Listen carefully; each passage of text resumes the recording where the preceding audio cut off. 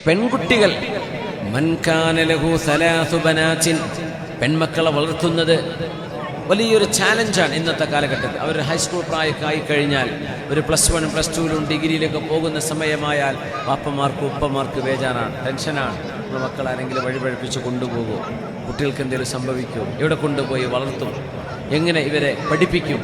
പഠിക്കാൻ നല്ല താല്പര്യമുള്ള കുട്ടിയാണ്, പക്ഷെ നമ്മുടെ ക്യാമ്പസുകൾ എന്താണ് അതിൻ്റെയൊക്കെ അവസ്ഥകൾ? വളരെ ഭീതിതമല്ലയോ, പ്രയാസകരമല്ലയോ? അതുകൊണ്ട് മക്കളെ വളർത്തുന്നത് സ്വാഭാവികമായും ഒരു പരീക്ഷണമാണ്. അള്ളാഹുവിന്റെ ഹബീബ് പറയാൻ, മൻ കാന ലഹു സലാസു ബനാത്തിൻ ഫസബറ അലൈഹിന്ന, 3 പെൺകുട്ടികൾ ഒരാൾക്കുണ്ടെങ്കിൽ ആ മക്കളെ ക്ഷമയോടുകൂടെ വളർത്തുകയും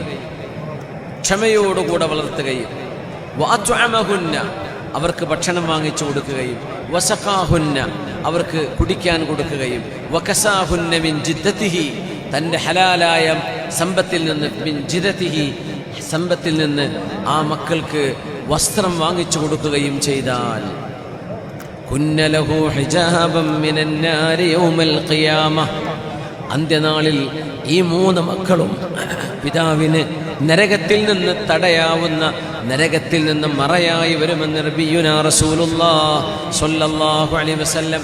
ഫസ്വബറ അലൈഹിന്ന, പെൺകുട്ടികളെ കുറിച്ച് പറഞ്ഞെടുത്ത് നബി തങ്ങൾ പറയുന്നു, ഫസ്വബറ അലൈഹിന്ന, ആ പെൺകുട്ടികളുടെ വിഷയത്തിൽ ക്ഷമ പാലിച്ചു അവരെ വളർത്തുക. കാരണം വലിയ പ്രയാസമുള്ള സമയമാണ്. നമ്മുടെ കാലഘട്ടം ആലോചിച്ച് നോക്കൂ.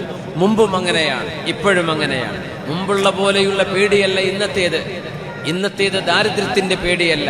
നമ്മുടെ പേടി നമ്മുടെ മക്കൾ വഴിപിഴച്ചു പോകുമോ എന്ന പേടിയാണ്. പെൺകുട്ടികളെ വളർത്തുന്നത് വലിയ പ്രയാസമുള്ള സമയമാണിപ്പോൾ.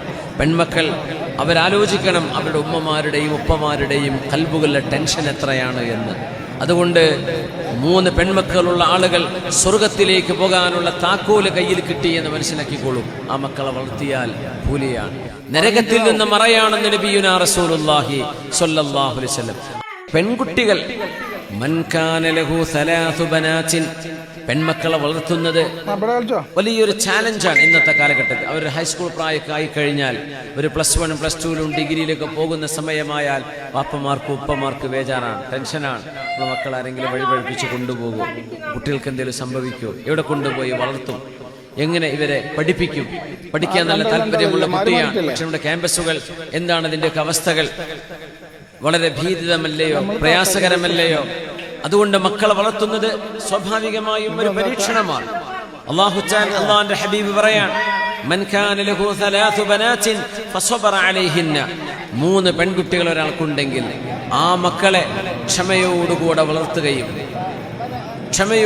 വളർത്തുകയും വഅത്അമഹുന്ന, അവർക്ക് ഭക്ഷണം വാങ്ങിച്ചു കൊടുക്കുകയും വസഖാഹുന്ന, അവർക്ക് കുടിക്കാൻ കൊടുക്കുകയും വകസാഹുന്ന മിൻ ജിദ്ദതിഹി, തൻ്റെ ഹലാലായ സമ്പത്തിൽ നിന്ന്, മിൻ ജിദ്ദതിഹി, സമ്പത്തിൽ നിന്ന് ആ മക്കൾക്ക് വസ്ത്രം വാങ്ങിച്ചു കൊടുക്കുകയും ചെയ്താൽ കുന്ന ലഹു ഹിജാബൻ മിനൻ നാരി യൗമൽ ഖിയാമ, അന്ത്യനാളിൽ ഈ 3 മക്കളും പിതാവിന് നരകത്തിൽ നിന്ന് തടയാവുന്ന, നരകത്തിൽ നിന്ന് മറയായി വരുമെന്ന് നബിയുനാ റസൂലുള്ളാഹി സ്വല്ലല്ലാഹു അലൈഹി വസല്ലം.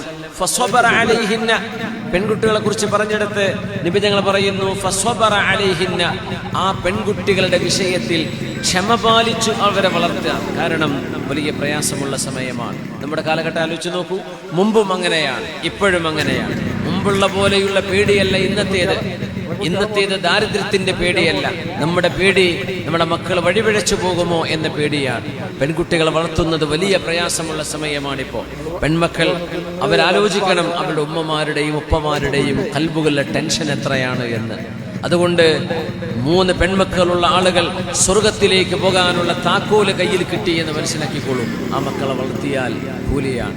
നരകത്തിൽ നിന്ന് മറയാണെന്ന് നബിയുനാ റസൂലുള്ളാഹി സ്വല്ലല്ലാഹു അലൈഹി വസല്ലം.